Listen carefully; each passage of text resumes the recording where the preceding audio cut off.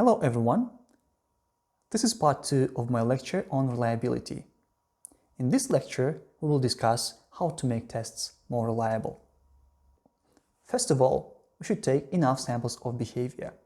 The more items we have on the test, the more reliable the test will be.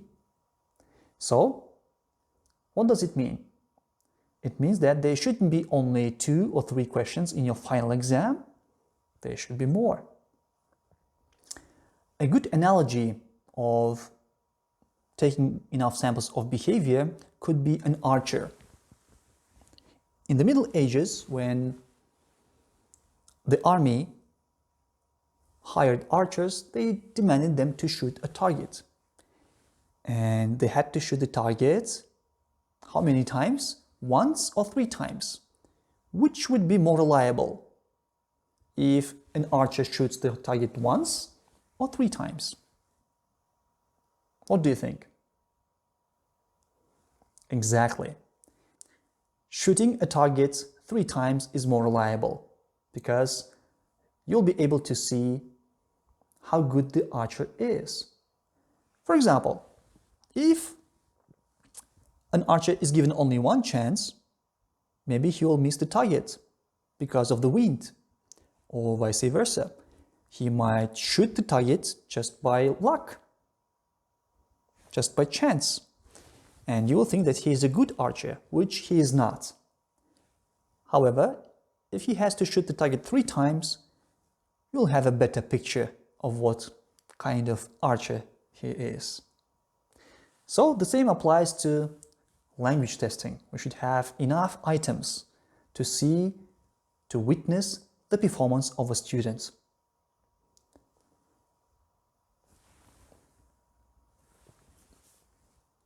Next, the more independent the items are, the more reliable will be the test. What does it mean? It means that questions that you ask should be independent from each other. They should not depend, they should not be about the same topic. Say if questions from 1 till 5 are dependent, and if a student misses the first question, he will miss the following 4. So he will have -5 points. This is why when you design a language test, make sure that your items are independent. Don't punish your students by giving them dependent items. Next, do not allow candidates too much freedom. What does it mean?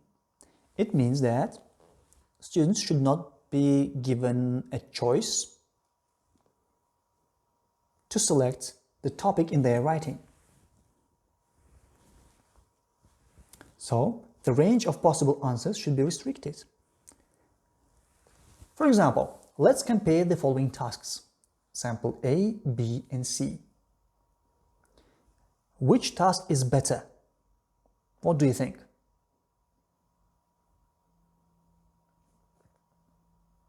A, B, or C?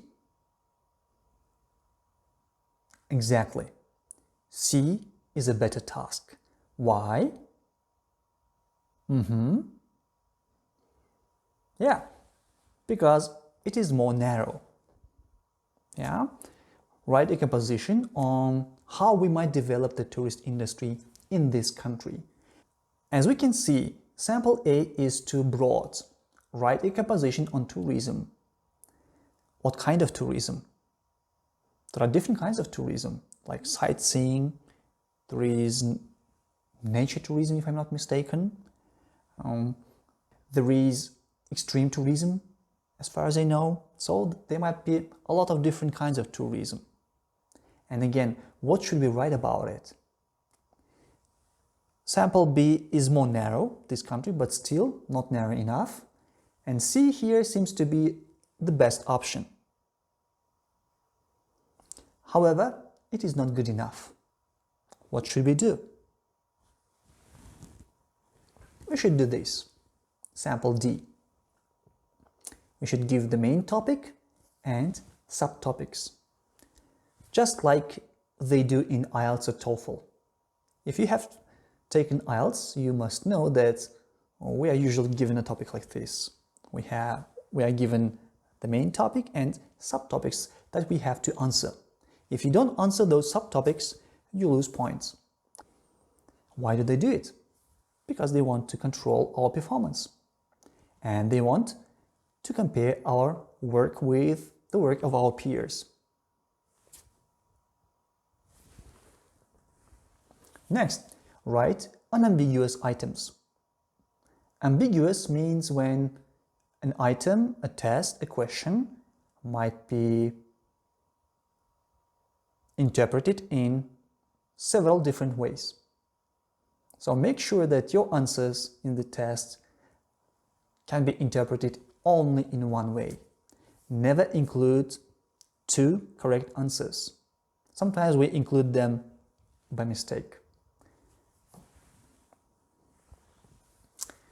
Next, provide clear and explicit instructions. The instructions that you give should be very concise, very short, and clear. Never rely on oral instructions. Your instructions should always be written. And if it is a difficult task, like paraphrase the sentence or put the word in a different form, for example, you should also give an example. Do not depend on the telepathy of your students. Don't think that they'll be able to guess what you want from them.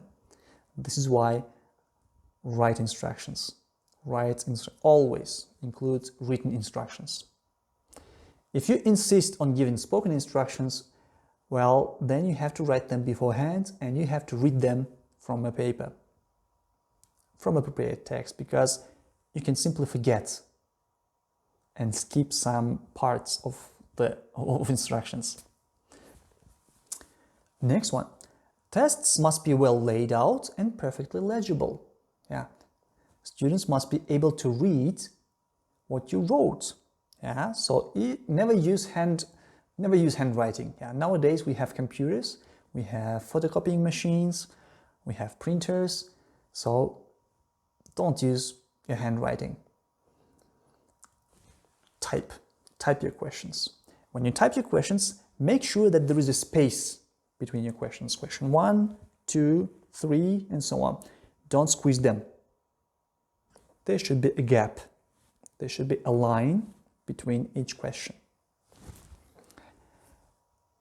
As far as reading is concerned, make sure that the text is big enough. Make sure that it is not tiny, because if your students cannot read the text because they cannot see it, well, then the test is not reliable. It's simply not reliable because you're testing their eyesight, not their reading skills. And it might affect their scores significantly. Next one. Candidates should be familiar with format and testing techniques, especially if you're going to use paraphrase the sentence or a closed passage, for example, or put the words in the correct form. Make sure that your students know. Make sure that your students have practiced it before. Otherwise, they will not be able to perform as well as they can.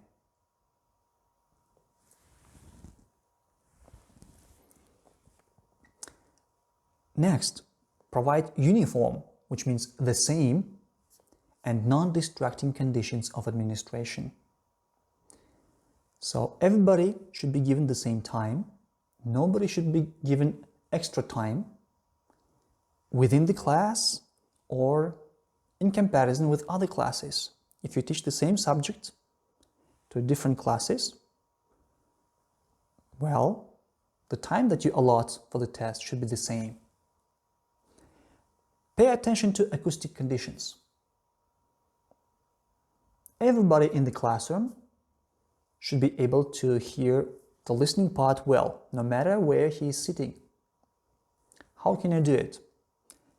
Well, you can put the tape recorder in the middle of the classroom and you can check how good the quality is by going in the farthest corner and listen. You can do it before the class, or you can do it during the class and play the instructions part only and then pause. There should be no distracting sounds or movements. People coming in, leaving the classroom, asking for a chalk or whatever. Next, use items that permit scoring which is as objective as possible. For this reason, we might prefer multiple choice items because they are very objective. There is no judgment, especially in high-stake exams like midterm or final. Even IELTS and TOEFL, they use a lot of multiple choice items. However, we should not use them excessively. We should not use them all the time and only multiple choice test items. We should use combination of different techniques. The open-ended item, which has a unique, possibly one-word correct response, can be used as an alternative to multiple choice test item. For example, in the listening part, it's usually a unique word, maybe 2 words, very short phrase, and it cannot be interpreted in 2 different ways, so you can use it as well.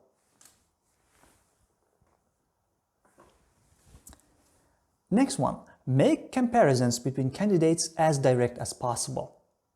So we should compare candidates with each other. So do not allow candidates to choose a topic if it is an essay. Give only 1 topic instead of 6. So you'll be able to compare. Next, provide a detailed scoring key, especially for paraphrase the sentence part or close passage. Yeah? Because we must specify acceptable answers and especially for partial answers. For example, here we have an example. The last time I saw David was last Monday. And we must use the word haven't. I haven't seen David since Monday. So I haven't seen David, half point, and since, half point. Why since is given half point? Well, because a student knows the difference between since and for. Well, at least he knows this. This is why he is given half a point. And pay attention to the keys. Student B, I haven't seen David from Monday. Half a point because he didn't use since. Student C, I didn't see David since Monday. Half a point because he didn't use perfect tense. He used only since. And student D, well, he made mistakes in both parts. This is why he doesn't get any points.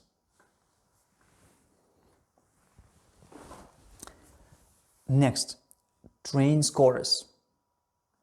Training scorers is very important. The scoring of compositions should not be assigned to anyone who hasn't learned to score accurately. After each administration, performance of scorers should be analyzed. And if individuals whose scoring deviates markedly from the norm, should not be used again. What does it mean? Well, there is usually a team of scorers who evaluate writing, especially in high-stake exams or competitions, Olympiads. And they should be the head, they should be ahead of the scoring team, and he should analyze the results of scorers, the results that scorers give. And if there is a very big difference between, let's say, scorer A and scorer B and C, well, he should take action. If scorer A gives very high or vice versa, very low grades, well, his scoring might not be taken into account. Agree acceptable responses and appropriate scores before scoring. What does it mean? It means that scorers, evaluators must agree on the evaluation rubric before starting assessment. So if it is a speaking exam, for example, the scores might agree on the following rubrics, like fluency, accuracy, pronunciation, task completion, grammatical range, what else? And vocabulary range. So they must agree on the rubrics, and only then should they start evaluating.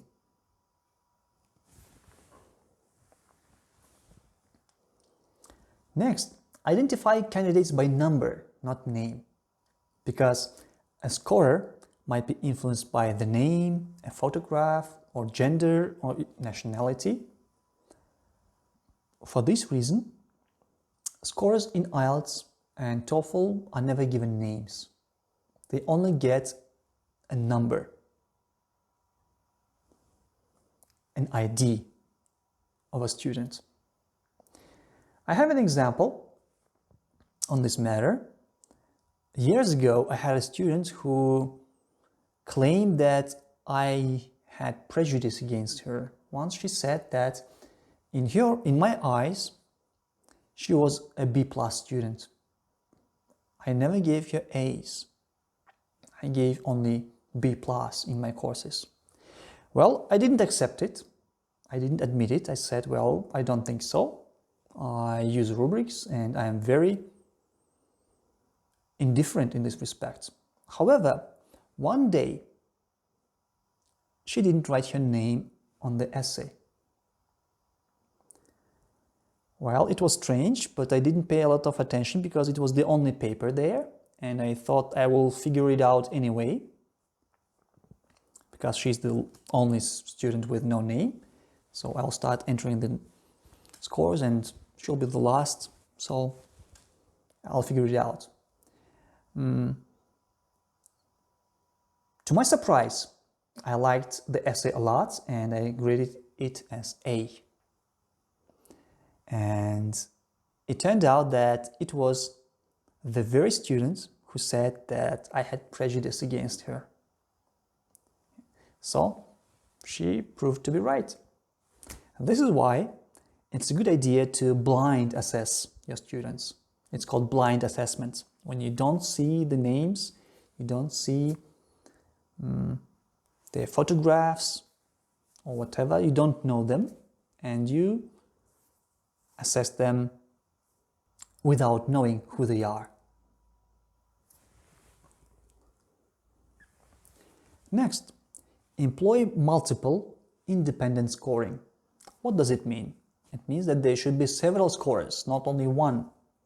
Because if there is only one scorer, you might be tired that day, you might be sad that day because your dog died, I don't know, or vice versa. You might be very happy and give inflated grades. This is why we should use several scorers, at least 2. If you have 3, even better. When evaluating speaking, for example, or writing, the scorers, they should not see the results of their peers. Why? Because they might be affected by those grades. For example, my colleague gives 80% to student B, but I gave her, let's say, 95. 80, 95. Maybe I was too generous. Okay, I'll make it 90. And I might correct it this way. This is why scorers should not see the grades of each other. They should grade from the beginning till the end of the exam. And at the very end of the exam, they should submit their scores to the head of the exam, and he will collect them, he will join them, he will add them up and take the average and calculate the average. This is how it should be. Now let's discuss about reliability and validity. To be valid, a test must provide consistently accurate measurements. It must therefore be reliable. Well, what does it mean? We should make every effort that our tests are both valid and reliable. However, a reliable test sometimes might not be valid at all, like our ENT tests. Well, they proved to be very reliable.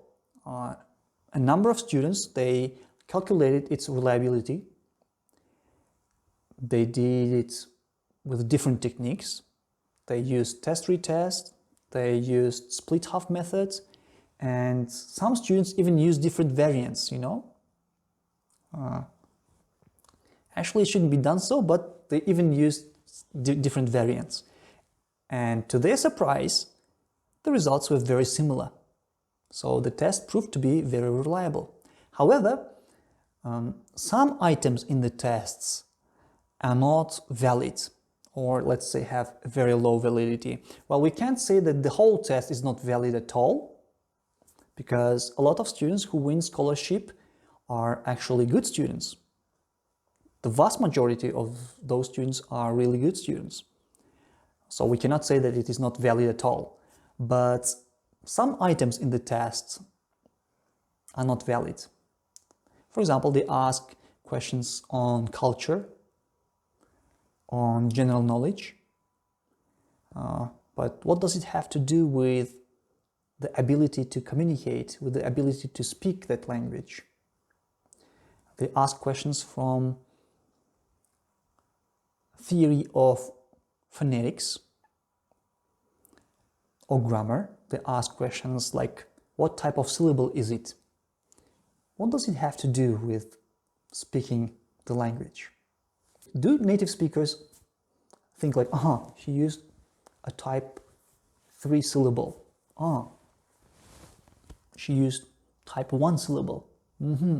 No, they don't do that. We never do that. All right, let's continue. In our efforts to make tests reliable, we must be wary of reducing their validity. So, yeah, we should never reduce validity of a test. Validity comes first, always.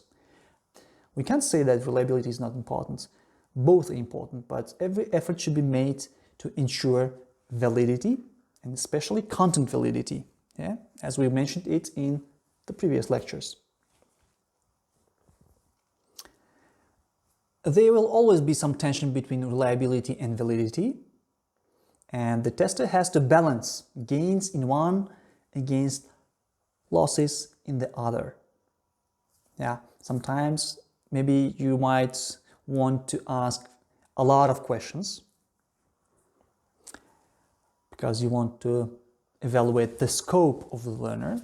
But if you use too many questions, again, students might be very tired.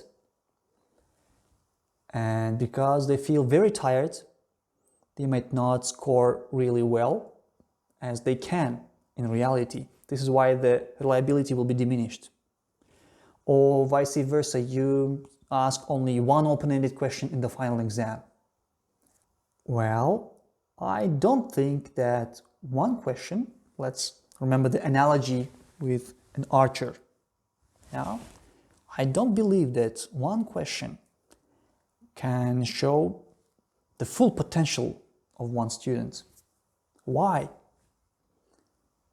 Well, simply the student might not know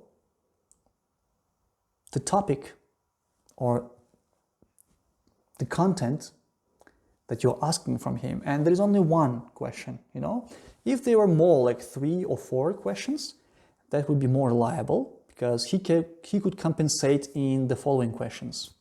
But if the student doesn't know anything about question 1, he will fail. And vice versa, if a student knows everything about this question, he feels lucky, he gets lucky, he answers that, he will get full 100 points. However, he might not be able to answer the following 3 open-ended questions if there were 4 questions in the test.